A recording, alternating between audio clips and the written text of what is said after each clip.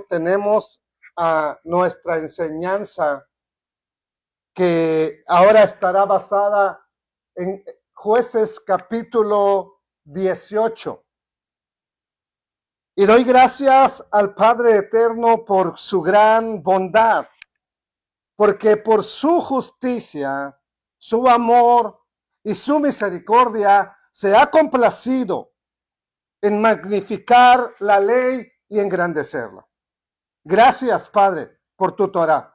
Gracias por tu instrucción. Gracias porque a pesar de los problemas que hay en cada familia, un grupo numeroso se hizo presente venciendo las adversidades, eterno Elohim. Gracias.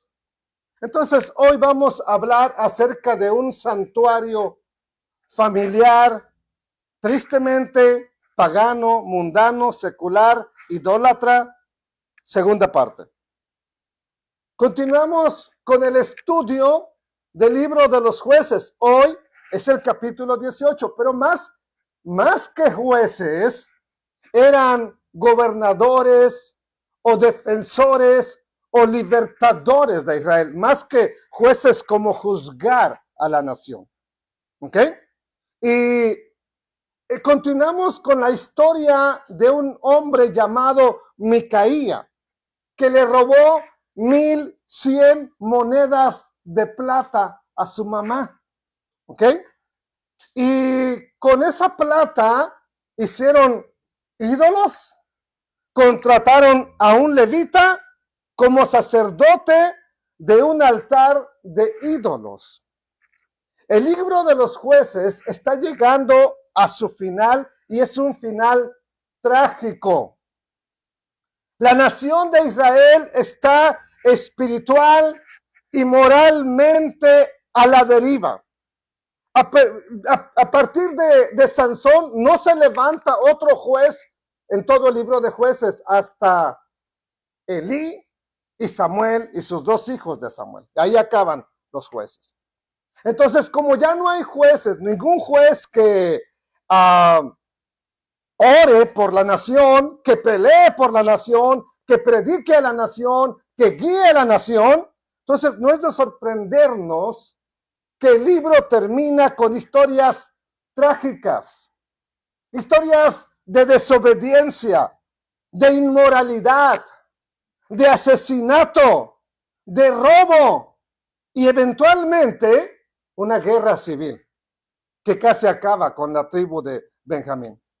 ¿Cuál es el problema de fondo?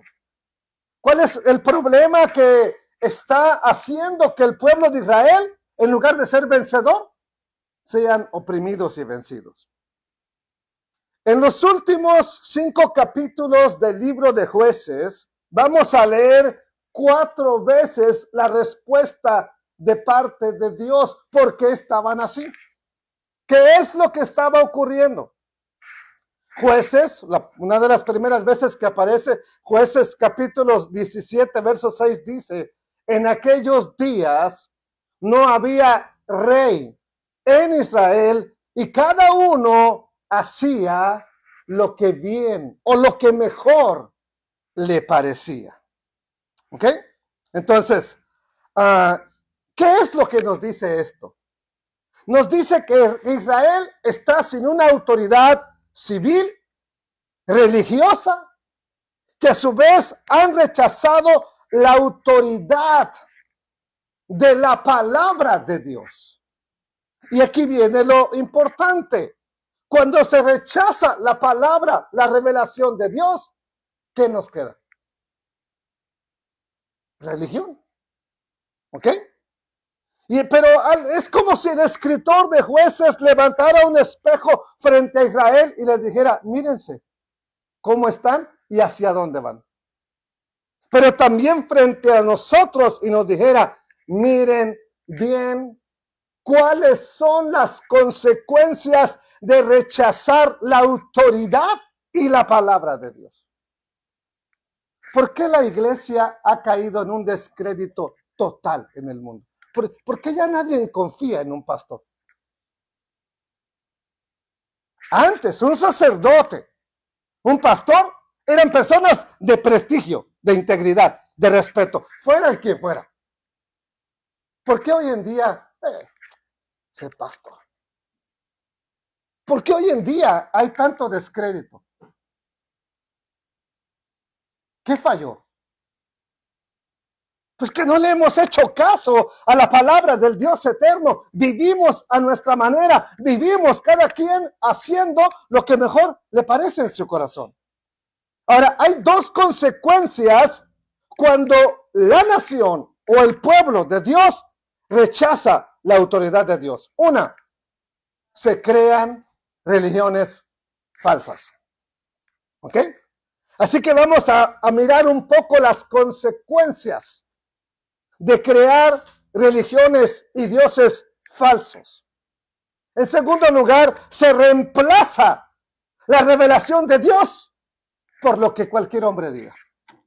Sí, porque de algo tenemos que vivir y de alimentarnos. Entonces, si no le escucho, si no le hago caso a la palabra de Dios, ¿a qué le voy a hacer caso? O sea, lo que el pastor me diga, a lo que el sacerdote me diga, a lo que el profeta me diga, así esté, bien equivocado. Entonces, hay un peligro muy grande al reemplazar la revelación de Dios. Un peligro muy grande. Y aquí tenemos una pregunta. ¿Necesitamos otra revelación cuando ya tenemos suficiente en la palabra de Dios?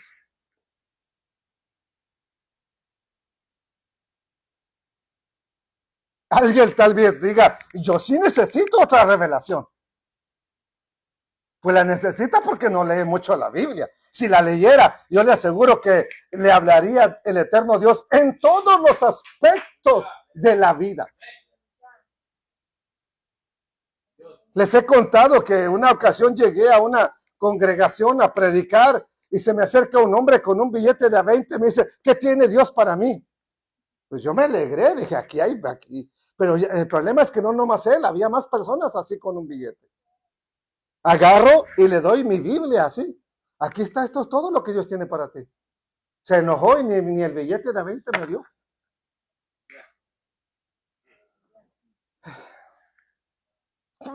¿Qué le hubiera dicho a usted? ¿Qué tiene Dios? ¿Una profecía falsa es lo que quería? Ahora cuando le digo, aquí está todo lo que Dios tiene para ti, ¿no me la creyó?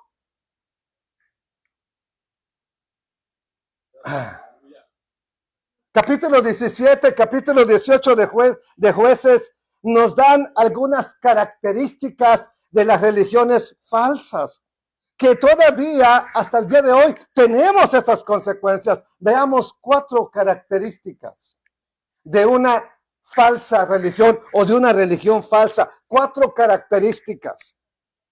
Número 1.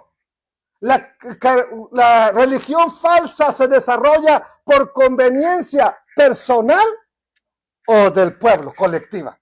Nadie va a crear una religión porque para beneficiar al otro. No, es porque me beneficia a mí. Alguien tiene que salir beneficiado y casi siempre es el líder que está pensando en cuánto voy a obtener. ¿Ok? Número 1. Una religión falsa se desarrolla por conveniencia personal o colectiva. Número 2, ¿verdad? Bueno, esto ya lo vimos en el capítulo 17. No voy a repetirlo porque ya vimos esa historia de la religión, ¿verdad? Por conveniencia personal. Micaía quiere una religión en su casa. Conveniencia personal. Número 2, la segunda característica de una religión falsa. Una falsa religión se esconde en apariencias religiosas. Usted va a encontrar a mucha gente que, aleluya, aleluya, aleluya, gloria a Dios, santo, santo, hermanito. ¿Qué cree? Tuve un sueño. Cuéntamelo. Soñé que me regalaba su Toyota. Pues siga soñando. Y en el sueño le dice a Dios que me hable a mí. Sí. ¿Por qué no? Si Dios dice, ¿por qué no? pero que le diga a la persona que es la dueña.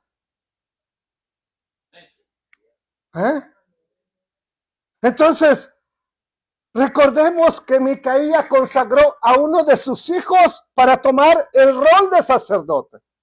¿Ok?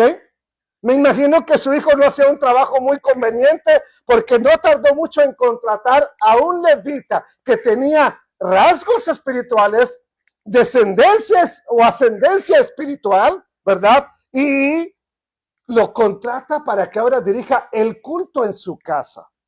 Característica número 3 de una falsa religión. La característica número 3 de la religión falsa, ¿verdad? Es motivada. ¿Por qué?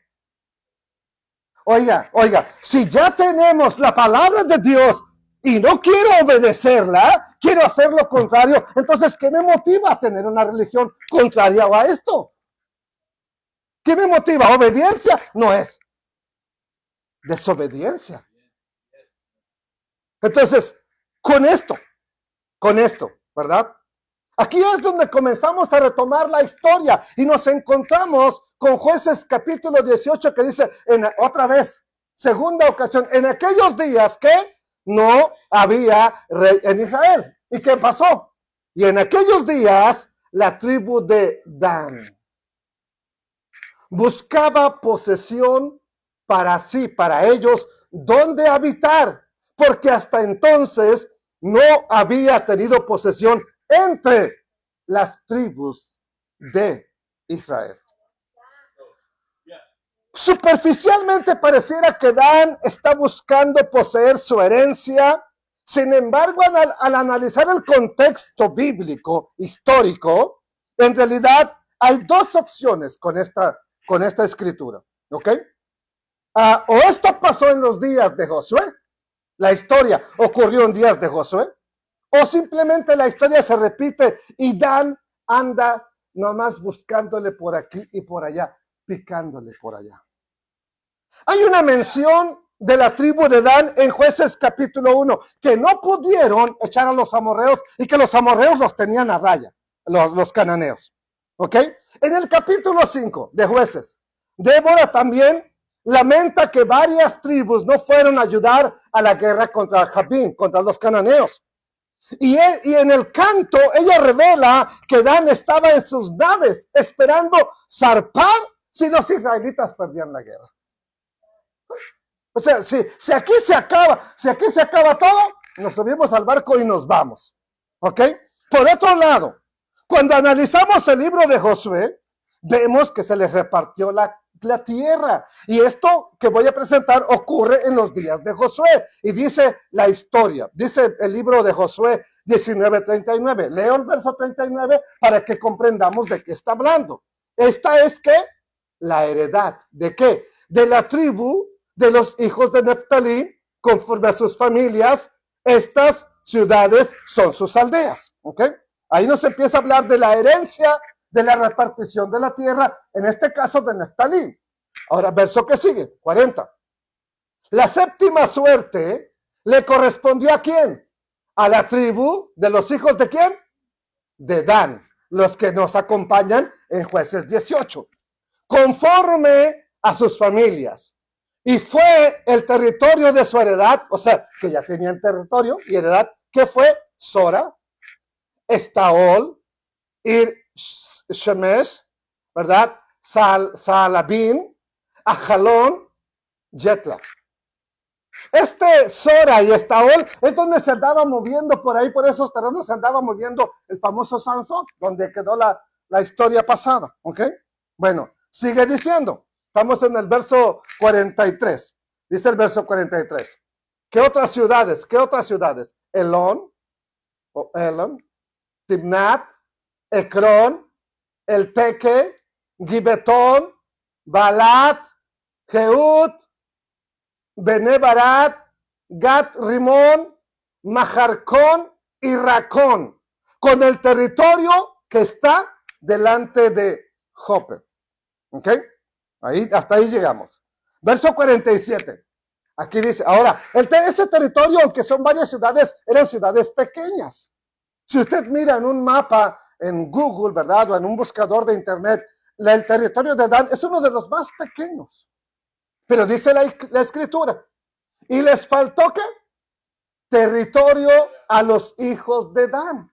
Ponga atención a este texto, precisamente a este. Y subieron los hijos de Dan y combatieron a Lesem. Y tomándola, la hirieron a filo de espada y tomaron posesión de ella y habitaron en ella y llamaron a Lesem, ¿cómo la llamaron?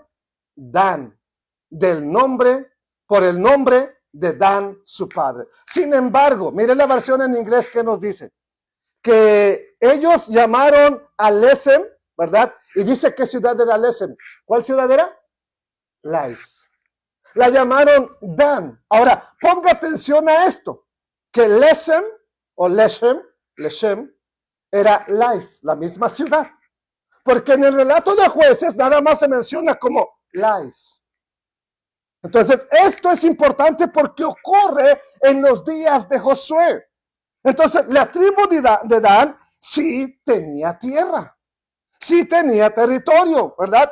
Y si no la tenían, es porque no se habían esforzado en conquistarla. Cada quien tenía que conquistar el territorio que le tocó.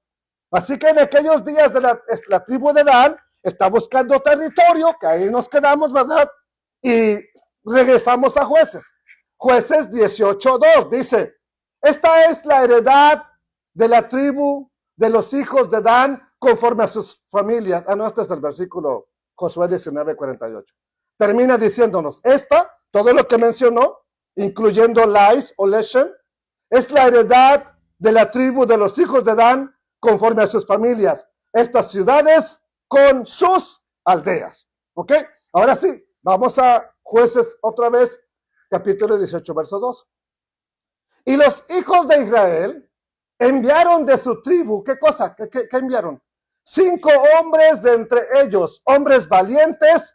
¿A dónde? Para que vean que ya tenían territorio. De Sora y Estaol, de esas ciudades. Enviaron 5 hombres para que reconocieran y exploraran bien la tierra. Y les dijeron, id y reconozcan la tierra. Estos vinieron, ¿a dónde? Al monte de Efraín, hasta la casa de Micaía, el que fue la historia pasada del capítulo 17, y ahí posaron. 5 hombres de la tribu de Dan llegan a la casa de Micaía, ahí les van a dar hospedaje, pero antes que ellos se hospeden, ocurre algo, pasa algo. Verso 3, ¿qué dice? Está largo un poco el texto, pero espero me sigan. Cuando estaban cerca de la casa de Micaía, reconocieron, ¿qué cosa? La voz del joven levita, el que había contratado Micaía como sacerdote. Y dice, y llegando allá le dijeron, ¿quién te ha traído acá? ¿Cómo llegaste acá? ¿Qué haces aquí? ¿Y qué tienes tú? ¿Qué business tienes aquí? ¿Ok? Esto es lo que le preguntan. ¿Ok?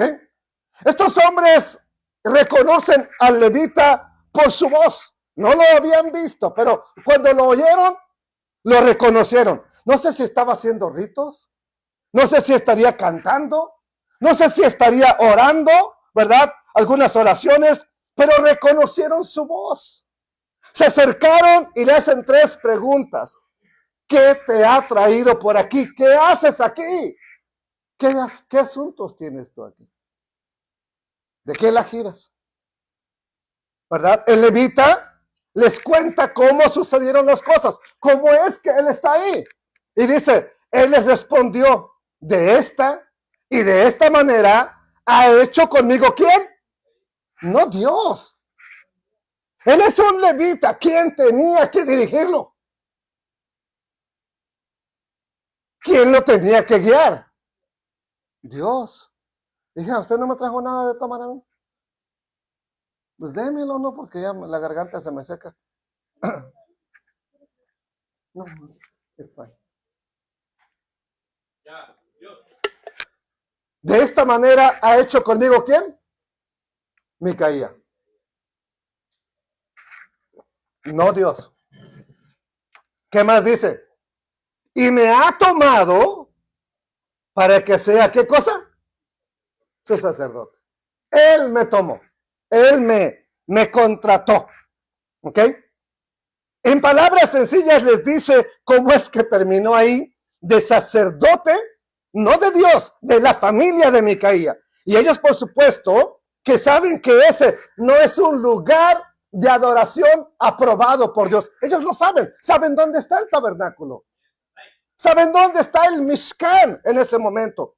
Entonces ellos saben y asumen que es un lugar de culto idolátrico, que es una casa con un altar familiar, pero pagano. Pero aún así, vean lo que ellos le piden a este sacerdote levita o levita sacerdote pagano, porque ya no es de Dios. Vean lo que le piden, verso 5, que dice, y ellos le dijeron, pregunta, pues, ahora, ¿a quién? A Dios, al Altísimo. Pregunta ahora a Dios para que sepamos, van a recorrer la tierra para ver dónde van a ir a atacar. Si ha de prosperar este viaje, ¿qué hacemos? ¿Qué le hubiera dicho usted como sacerdote pagano y levita, pues ya secular? ¿Cómo quieres que le pregunte a Dios si estoy alejado de Él? Le puedo preguntar a los ídolos a ver si responden. Pero a Dios ya no tengo comunicación con Él. Pero mire lo que hace. Y el sacerdote le respondió, id en paz. Tranquilos. Delante de Jehová, del Eterno, está vuestro camino. ¿En qué andáis? O sea, tu camino va a ser prosperado. ¿Por qué? Por el Dios eterno. El Dios de Israel, el Todopoderoso. Me sorprende la respuesta tan rápida y natural del levita. La misma respuesta que esperaba yo creo que el hombre que me iba a dar el día 20. ¿Qué dice Dios para mí? Dice que te va a prosperar, que este es el año de la bendición. Me hubiera dado hasta más, tal vez. Es que, Pastor Daniel, tristemente, eso es lo que la gente a veces quiere escuchar.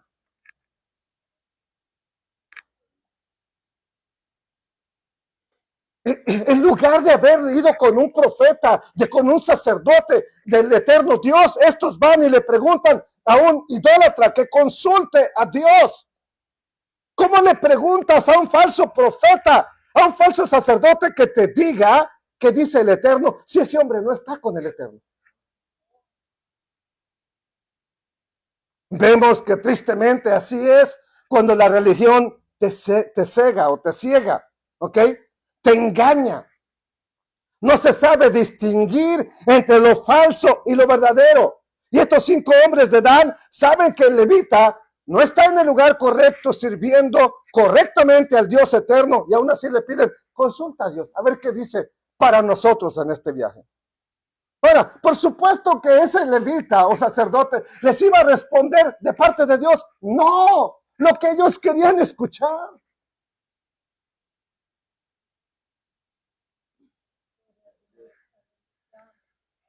Y ese es el problema de muchos profetas. No andan profetizando la palabra de Dios, andan profetizando lo que la gente quiere escuchar. Él va a decir lo que ellos quieren. Profeta, sacerdote falso, ya es. ¿Qué más da? Una rayita más al tigre. ¿Quién la va a notar? Le subes un poquito más, amigo, porque me estoy... O sí se oye bien.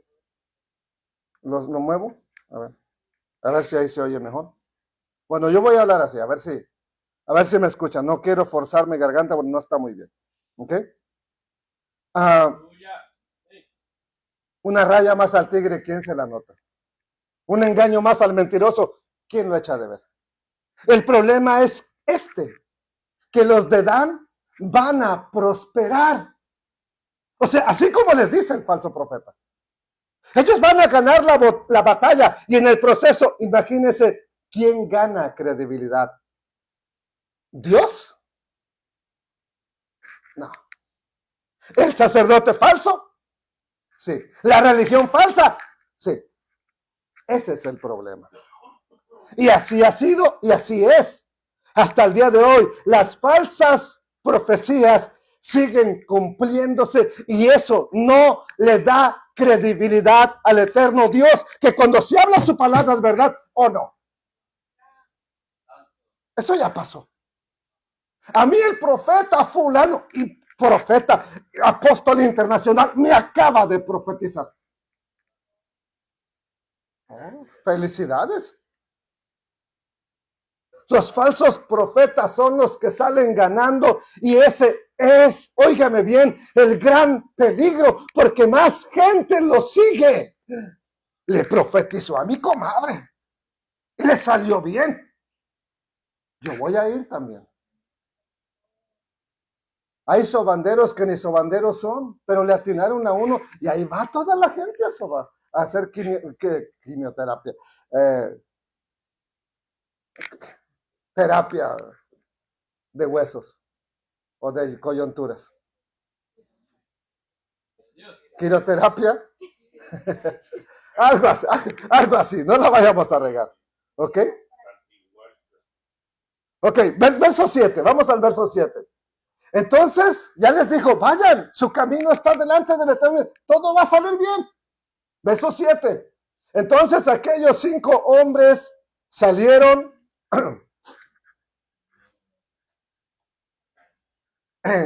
y vinieron ¿a dónde? A Lais, que ya vimos que era Leshem. ¿Ok? Y vieron, que el pueblo que habitaba en ella estaba, ¿qué? Seguro. ¿Qué más? Ocioso. ¿Qué más? Confiado. ¿Qué más? Conforme a la costumbre de los de Sidón. ¿Y qué dice? Sin que nadie en aquella región les perturbara en cosa alguna, ni había quien poseyera el reino. Y estaban lejos de los sidonios, que eran amigos de ellos, ¿verdad? Y no tenían negocios con nadie. Bueno, después del consejo de este falso sacerdote, los de la tribu de Dan van a regresar a su tribu y les van a decir, ¿saben qué? Encontramos un pueblo que no hay más pan comido que ese. Además, el Dios que consultamos nos dijo, vayan, todo está bien. Aquí después de una supuesta profecía del Altísimo, ¿verdad? Que no le da gloria al Eterno porque fue por un falso profeta, ¿ok? Sin poder, sin estatus, un prestigio falso, ¿verdad? Que no tiene tampoco, porque está haciendo lo que hace la demás gente, hace lo que bien le parece. Incluso los que se suponía que eran religiosos como el levita, está haciendo lo que bien le parece, no lo que Dios dice. En el relato vemos a 5 hombres que dan a conocer lo siguiente, verso 8, dice así, volviendo pues ellos a sus hermanos, ¿en dónde? En la ciudad de Sora y Estaol, sus hermanos les dijeron, ¿qué hay? ¿Qué pasó? Cuéntenos. Y ellos respondieron. ¿Qué respondieron? A ver, vamos a ver qué respondieron. Verso 9. Levántense, levantaos, subamos contra ellos, los de la ciudad de Lais, ¿ok? Porque nosotros hemos explorado la región y hemos visto que es muy buena. Y vosotros no haréis nada. Se van a quedar así tranquilos. Vamos, hay que ir. No seáis perezosos en poneros en marcha para ir a tomar posesión ¿de qué? De la tierra. Recuerda que ya tenían la supuesta aprobación del Eterno. Por lo menos eso les había dicho el famoso profeta idólatra. Y como la fe en el Eterno a veces es muy escasa y vaga, pues todo lo que venga de un supuesto sacerdote lo toman como válido y le ponen fe a eso, ¿verdad? De que es el Dios eterno quien nos respalda. Hoy en día, la gente que no tiene palabra de Dios en su vida, cualquier cosa que le digan que le va a sanar o que va a hacer algo, le ponen fe. Entonces, sigue diciendo, versículo 10, dice así. Cuando vayáis, llegaréis a un pueblo confiado y a una tierra muy espaciosa. pues Dios, mire, ¿quién dicen ellos? Pues Dios la ha entregado en vuestras manos. Esto por la profecía del sacerdote. ¿Ok? Lugar donde no hay falta de cosa alguna que haya en la tierra. Verso 11. ¿Qué pasó? Entonces salieron de allí, de Sora y de Estaol, ¿cuántas personas? 600 hombres de la familia de Dan, armados, ¿para qué? Para la guerra. Y aquí llegamos a la característica número 4 de la falsa religión.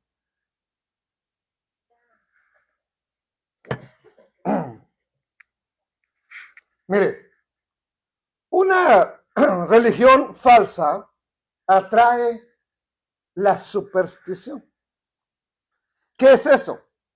Cuando se hace a un lado a Dios, cuando se hace a un lado la verdadera palabra de Dios, pues algo o alguien lo tiene que reemplazar. El ser humano fue creado con un vacío de Dios o de las cosas de Dios. Y todos tenemos que poner la fe en algo.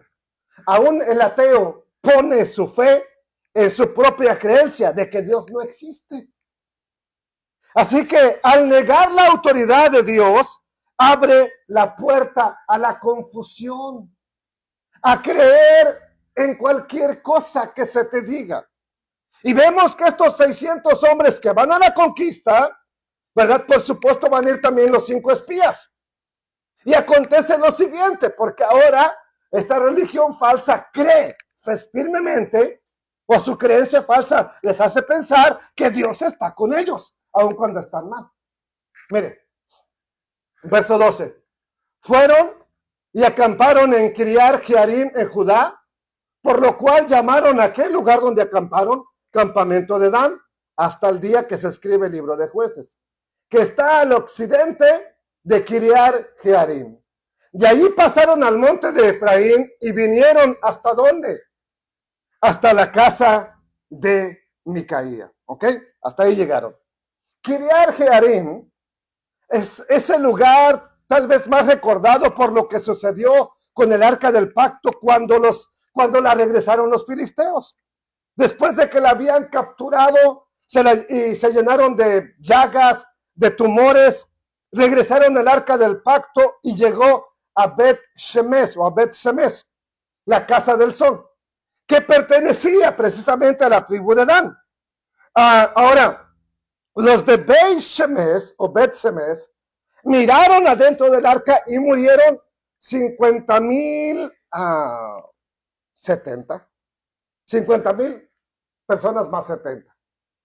Y no quisieron tener el arca con ellos. Entonces llaman a los de Kiriat Jearim que vayan por el arca y se la llevan. Y es cuando llega a casa de Abinadab. Hasta ahí llega. Entonces por eso Kiriat Jearim es famoso. ¿Ok? Ahora, el relato con los hombres de Dan continúa y dice lo siguiente. ¿Le pueden subir un grado o dos? Es que no sé cuánto se bajó del aire, por favor. Dijo, Mauro, para que no esté tan frío. Es decir, como estaba muy caliente, porque estaba arruinado. Pero yo digo para que estén mejor. ¿Sí? Dice la escritura, verso 18. ¿Qué nos dice? Los 5 hombres, vuelve a retomar la historia de los 5 hombres, que habían explorado la tierra alrededor de Lais, les explicaron a quién, a los demás, ya que llegan a donde vive Micaía. Les explicaron a los demás, en una de estas casas hay un ¿qué? Un efod sagrado. ¿Qué es un efod? Una vestimenta para servir a los dioses o a Dios. ¿Ok? Incluso el sacerdote, los sacerdotes y levitas vestían efod. ¿Ok? Luego dice, algunos ídolos también de la familia. ¿Qué más? Una imagen tallada y un ídolo fundido. ¿Qué les parece? ¿O qué es lo que van a hacer? A ver, ahí hay todo esto. ¿Qué van a hacer?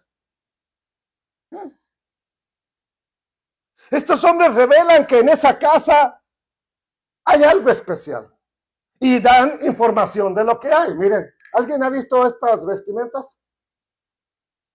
¿Sí les ha visto? ¿Cómo se llaman? Mire. Efod. O sea que las danzadoras danzan con efod. Cuando dice la escritura que David se descubrió y danzó delante del Eterno, no es como lo ponen en YouTube desnudo solamente con un taparrabos, no, él llevaba un efod, solamente que se quitó su vestidura real de sacerdote y se puso una de lino, solamente fue eso, ¿ok?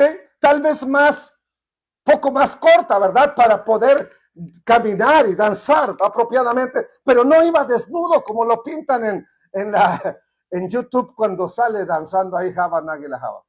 ¿Ok? No iba desnudo. ¿Ok? O con un taparrabos. Bueno, ellos le dicen, hay efod. ¿Ok? Con la intención, y lo dicen con la intención de que se lleven todo lo que hay en esa casa. Ahora, estos son los terafines. Ahorita vamos a ver otra imagen, ¿verdad? Mire, allí vamos ahí, dice el verso 15, 18:15, nueva traducción viviente, los dos son la nueva traducción viviente. Entonces, los 5 hombres se desviaron del camino y fueron hasta la casa de Micaía, donde vivía ¿quién? El joven levita, y le saludaron amablemente. Mientras los 600 hombres, los 600 guerreros armados de la tribu de Dan, vigilaban a la entrada de la puerta. ¿Qué van a hacer ahí? ¿Verdad? No fueron nada más a visitar al levita. Ya tienen algo en mente, ya tienen un propósito, llevarse no tienen tal vez pensado llevarse al sacerdote, pero sí los ídolos. Ya ellos está en su corazón que se los van a llevar. Verso 17 dice así. Dice, y subiendo los 5 hombres que habían ido a recorrer la tierra, entraron allá y ¿qué pasó? Y tomaron la imagen de talla. ¿Qué más? El efod. ¿Qué más? Los terafines. Ahorita le enseño qué son los terafines. ¿Qué más? Y la imagen de fundición. Ahorita se lo enseño porque terafines suena casi igual que serafines o querubines. Y esos son servidores del Eterno. Pero terafín es algo muy diferente. Y dice, mientras estaba el sacerdote, y cuando digo sacerdote es pagano, idólatra, a la entrada de la puerta con los 600 hombres de armas de guerra. Ahí lo estaban cuidando, los 600 hombres, ¿ok? Les comenté que 5 hombres de la historia tenían la intención de llevarse los ídolos, van hasta allá y se los llevan, se lo agarran todo. Ok, lo están vigilando al levita que no haga nada. Y dice la escritura, lo repite, entrando, pues, aquellos en la casa de Micaía tomaron, ¿qué cosa? La imagen de talla, el efod, los terafines, la imagen de fundición, y el sacerdote les dijo, ¿qué están haciendo ustedes? ¿Por qué están tomando lo que es mi trabajo? ¿Qué les pasa? ¿Qué hacen ustedes? El levita parece que se quiere oponer a que tomen los dioses de la casa donde él tiene asegurada una paga. 10 monedas de plata al año por sus servicios. Comida, vestidos, ¿ok? Ropa. Pero vea lo que le dijeron los de la tribu de Dan. ¿Qué le dicen? Cuando él protesta, oye, ¿qué están haciendo aquí? Es mi lugar de trabajo. Ellos le respondieron, cállate. Guarda silencio. Guarda silencio. Pon la mano sobre tu boca y ¿qué? Y vente con nosotros. ¿Para qué? Para que seas nuestro padre y sacerdote. Ya explicamos esas dos frases, padre y sacerdote. Padre es guía espiritual, sacerdote es el que ministra. Ahora, ya no solamente de una casa, de toda una tribu, ven para que seas Padre nuestro y sacerdote. De ahí salió la frase desde antes de Padrecito. ¿Ok? Y luego dice, es mejor que seas tú, sacerdote de una casa de un solo hombre, o que seas el sacerdote de una tribu y de una familia entera en Israel? ¿Qué es mejor? A ver, ponlo en la balanza, sacerdote. ¿Qué es mejor para ti? ¿Sacerdote de una familia o líder, guía espiritual de toda una tribu? ¿Qué hubiera escogido usted? ¿Qué hubiera escogido? ¿Ok? Ahora, ¿qué es mejor para ti? Bueno, siervo falso ya era, así de fácil.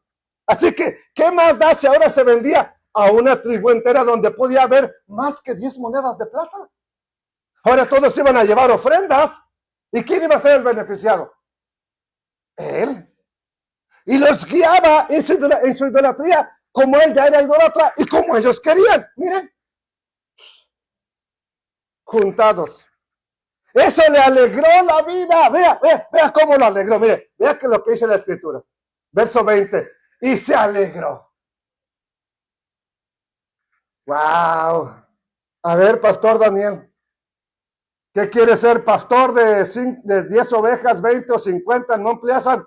¿O pastor de 500 en Puerto Rico?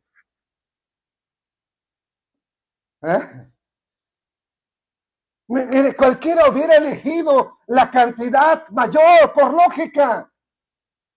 O sea, es lógico porque su corazón no es recto ni le está preguntando al Eterno qué hay que hacer. Es la simple consecuencia de su negatividad. Él va a elegir lo que es mejor para él, donde le paguen más.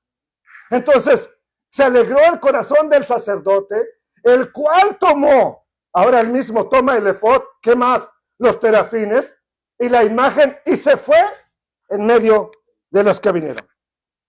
El levita tomó el efod, o sea, la vestimenta, y tomó también los terafines. El efod es la vestimenta sacerdotal. Estos son los terafines. Estos. Y siempre los hacen bien pechudos.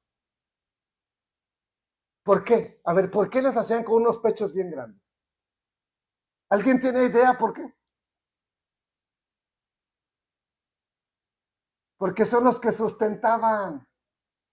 Ellos son los que te daban la bendición, aparentemente. Entonces, entre más grandes, o incluso, no, aquí no hay ninguno, ¿verdad? Pero hay unos que le ponían 4, 5, 6, 10 pechos, porque entre más tuviera, era más bendición, más sustento. Por eso al Shaddai, que se le conoce como el sustentador, también lo han querido dibujar. O predicadores dicen que es el que tiene pechos para darte a mamar. ¿Ok?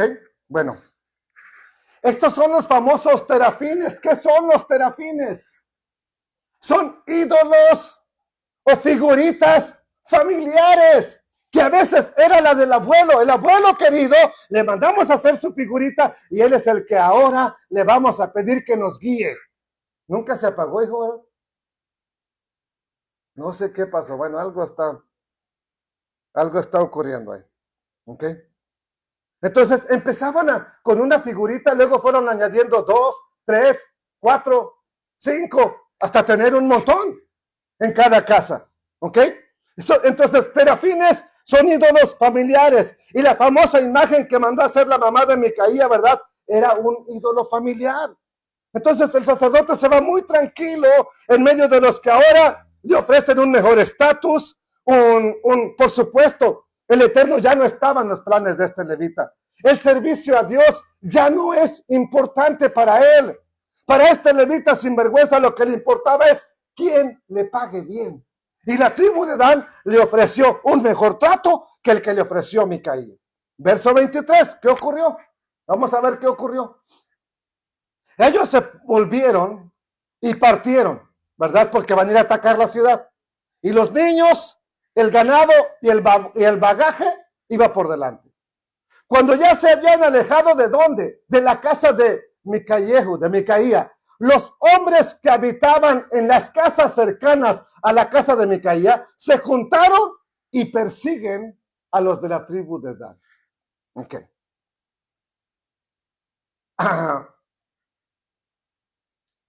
¿Por qué persiguen los vecinos y Micaía? ¿Por qué persiguen a la tribu de Dan? ¿Qué buscan los vecinos de Micaía?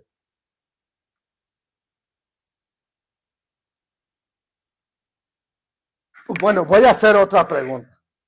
¿Usted cree que solamente Micaía y su mamá y los hijos de Micaía adoraban en esa casa? ¿O también vecinos? Ahora, cuando Micaía les dice, me robaron los dioses, me quitaron al sacerdote, vamos a perseguirlos para devolver la bendición a casa. ¿Ok? Así que van, por eso lo apoyan. Van, los alcanzan y les gritan, les empiezan a gritar, ¡ey, ey, ey! Verso 23, dice así, mire. Y dando voces, eso es gritar, a los de Dan, estos volvieron sus rostros y le dijeron a Micaía, ¿qué tienes? Que has juntado gente, que armaste gente para venir a perseguirnos, ¿qué tienes? Él, Micaía, le respondió, tomaron mis dioses que yo hice, mire, que yo hice, y el sacerdote que yo consagré, y se van bien tranquilos. ¿Qué más me queda? Porque pues me dicen, que todavía me preguntan, ¿qué tienes? Si no me dejaron nada, me quitan sacerdote, efod, terafines, dioses, todo me quitaron.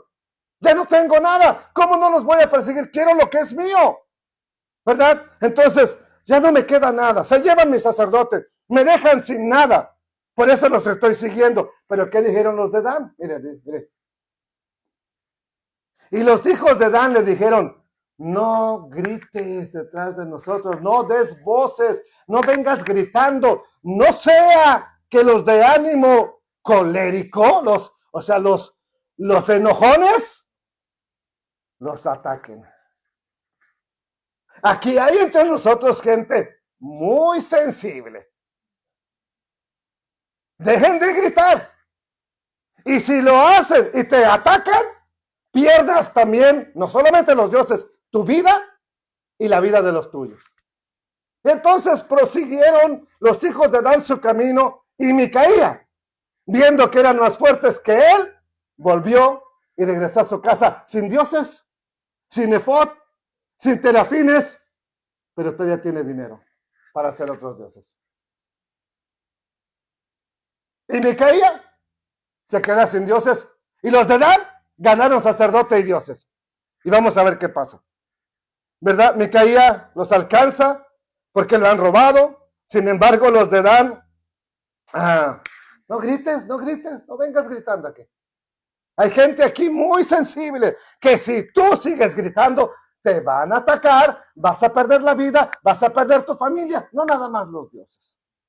Así que hay gente de mal genio, dice otra versión. Ante esa simple amenaza, ¿verdad? Sigue su camino y Micaía regresa a casa. ¿Verdad? Verso 27. Y ellos, llevando las cosas que había hecho Micaía, juntamente con ¿quién? Con el sacerdote que tenía, llegaron ¿a dónde? A Lais. Pueblo tranquilo y confiado. ¿Y qué sucedió? Los hirieron, los mataron a filo de espada y quemaron la ciudad. ¿Ok? Después de que la quemaron, la destruyeron, la van a restaurar y van a habitar en ella. Verso 28, perdón. Y no hubo quien los defendiera a los de Lais, porque estaban lejos de Sidón, no tenían negocios con nadie, y la ciudad estaba en el valle que hay junto a Bet Rehob. Luego reedificaron la ciudad y habitaron ¿en dónde? En ella. Vamos a ver qué pasó. Verso 29, mire. Y llamaron el nombre de aquella ciudad, ¿cómo? Dan. ¿Se acuerdan lo que habíamos hablado de lo que leímos en Jueces 19? ¿Cómo llamaron a la ciudad de Leshem? Dan. Pero también nos dice otras versiones que Leshem es Lais, la misma ciudad. Entonces, mire, llamaron a aquella ciudad Dan conforme al nombre de Dan, su padre. Dan era hijo de Israel. Bien, que antes la ciudad se llamaba Lais. ¿Ok? Hasta ahí estamos bien. Por fin conocemos, ¿verdad? Algo importante aquí. Ahora, esto es crucial porque hasta aquí no sabemos quién es el famoso levita y sacerdote, pero la historia, la escritura nos dice ahora mismo quién es. Ya vamos a ir terminando. No espero no se me duerman. Tómese un poco de té caliente ahí. Verso 30. Y los hijos de Dan, ¿qué pasó? Levantaron para sí la imagen que había mandado a hacer la mamá de Micaía.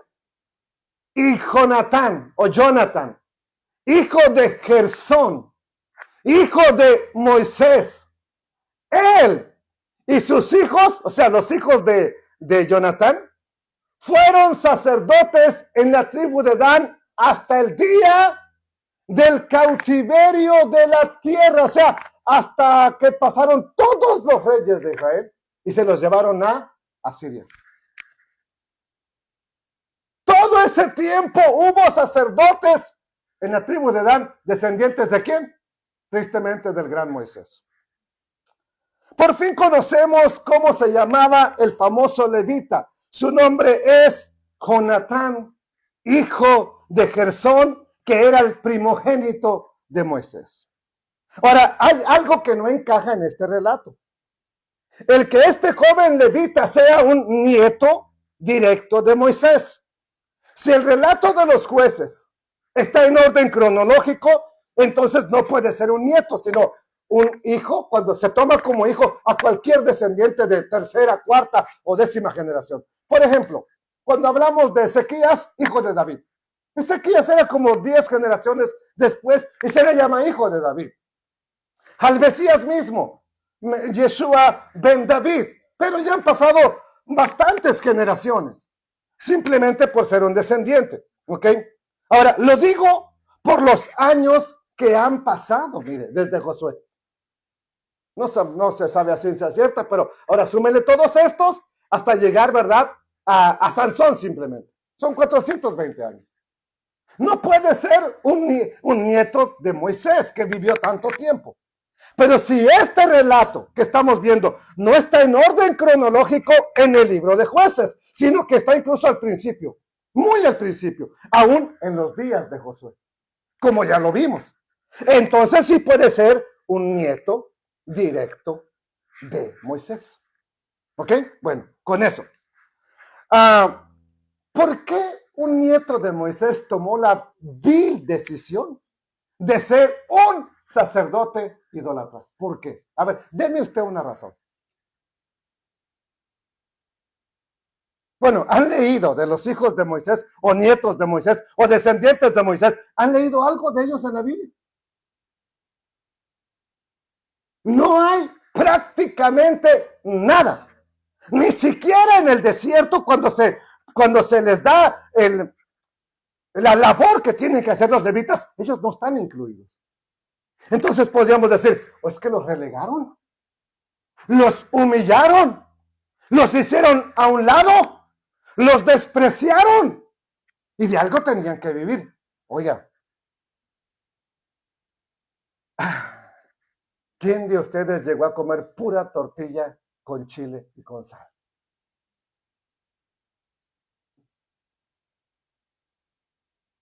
¿Y eso es motivo para que te vendas al mejor postor? Bueno, mire, pudieron haber pasado muchas cosas, sí, que no los tomaron en cuenta. Pero levita es levita. Y levita tiene derechos en el santuario, en el templo, en el tabernáculo.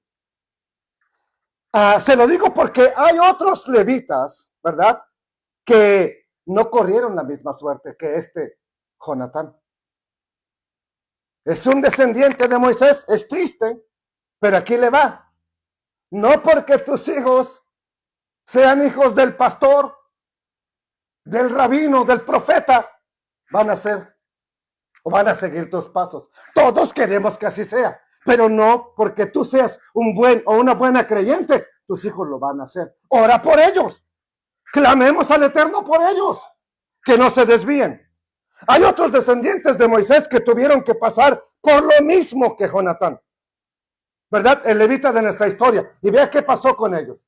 Primera de Crónicas 23:16 dice, hijo de Gersón, ¿fue quién? Sebuel, el jefe. ¿Por qué no se nombra a Jonatán aquí? Porque Jonatán, como fue idólatra, mire, cada vez que no se nombra un hombre, es porque se suprime su nombre. La historia lo borra por vergüenza.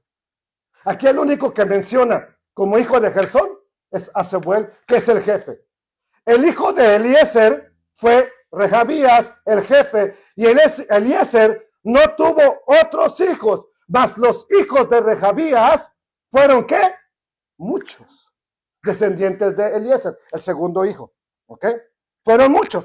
Ahora, avanzamos un poco más en la historia, y en el capítulo 26 dice así, Sebuel. ¿Quién es Sebuel? El hijo de Gersón.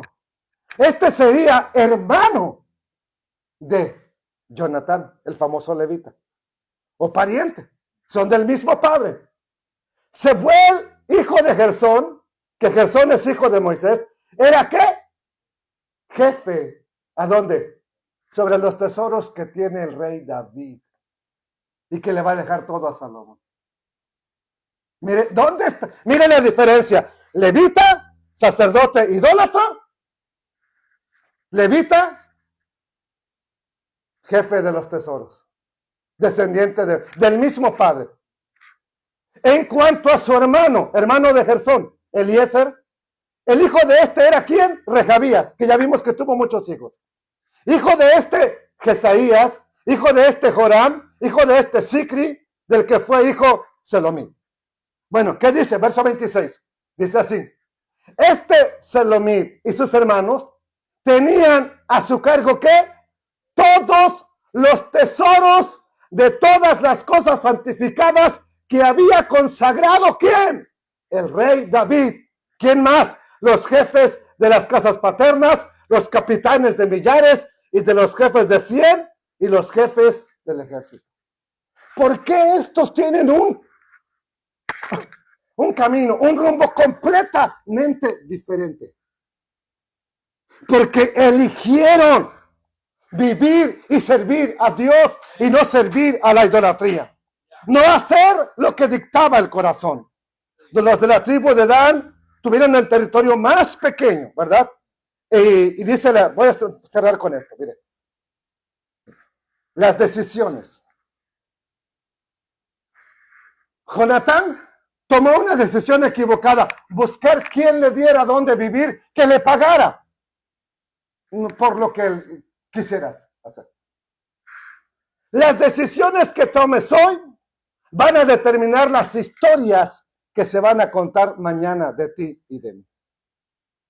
Si lo humillaron, si lo arrinconaron, si lo despreciaron, no era motivo para venderse con alguien que tenía 100 monedas de plata. Puede que el mundo te rechace, pero cuando Dios te toma, valemos más en las manos de Dios que en las manos de todo el mundo. ¿Qué pasó entonces con este Jonatán? Verso 31 dice, así tuvieron levantada entre ellos, los de Dan, la imagen de talla que había hecho el famoso Micaía. Todo el tiempo que la casa de Dios estuvo ¿en dónde? Cuando el tabernáculo estaba en Silo, Dan tenía su propio lugar de culto. Territorio más pequeño, ¿verdad? Pero historias como esta sobresalen porque están salpicadas de idolatría. Y tristemente envuelven a un descendiente del gran siervo de Dios llamado Moisés.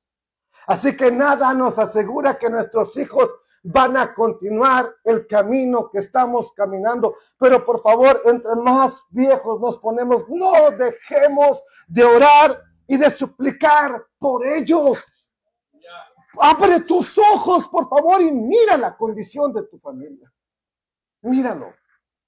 La última frase en este versículo enfatiza que una vez que ellos habían rechazado la adoración verdadera, que habían creado sus propios dioses, ¿verdad? No necesitaban dirección de Dios, querían su propia dirección.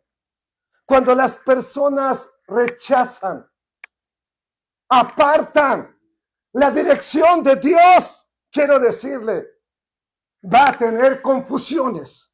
Por eso dice esta diapositiva, aparta de tu vida lo que te está apartando de Dios. Porque si no lo apartamos, vamos a tener una confusión terrible como la tuvo Jonatán y todos sus hijos hasta el día que fueron llevados al cautiverio. Dos cosas solamente. Es posible que aquellos que usan un vocabulario espiritual no necesariamente sean guías espirituales. Jonatán usaba palabras espirituales, usaba palabras para servir a Dios, usaba profecía, pero no estaba sirviendo al Dios eterno. Así que no se deje llevar por personas, predicadores que usan palabras bonitas o muy religiosas. Cuando Pablo predicó en Berea, dice que los hermanos, ¿verdad?, de Berea, de Tesalónica, de esas áreas, escudriñaban la escritura para ver si era verdad lo que Pablo les estaba enseñando. Ok, segundo lugar, rechazar el consejo de Dios lleva a la confusión. ¿Quiere saber cómo vivir? Lea la palabra de Dios. ¿Quiere conocer a Dios? Escudriñe la palabra de Dios. ¿Quiere dirección y consejo? Caminemos en la palabra de Dios. Solamente ahí hay seguridad y consejo. No hay otro camino. El Mesías, Yeshua, dijo, yo soy el camino, la verdad y la vida. Nadie viene, ¿a dónde? Al Padre, si no es por Él. No hay otro. Si hubiera otro, hombre, mujer, virgen, santo, yo te diría, pero no lo hay. Solamente hay uno. Entonces, conoceréis la verdad y la verdad os hará libres. Pero tenemos tan poco amor por la verdad que nos hemos acostumbrado a la mentira. Si seguimos al Eterno, por muy difíciles que sean las cosas, Jonathan, nieto de Moisés, cualquier predicador, si seguimos al Dios Eterno, por muy difíciles que sean las condiciones, tenemos todo para ganar y nada que perder. Recuerda, las decisiones que tomes hoy te van a acompañar para bien o para mal en tu futuro, a ti y a tu descendencia. ¿Qué se va a contar mañana de ti? Lo que se dijo de Elvis Presley. Era un tremendo cantante en el coro de la iglesia. Pero después fue un tremendo cantante pagano. Eso se va a decir de ti. Era un tremendo orador cuando abría la Biblia y explicaba. Ahora miren, está dando conferencias sobre esto y sobre aquello. ¿Qué pasó, pastor?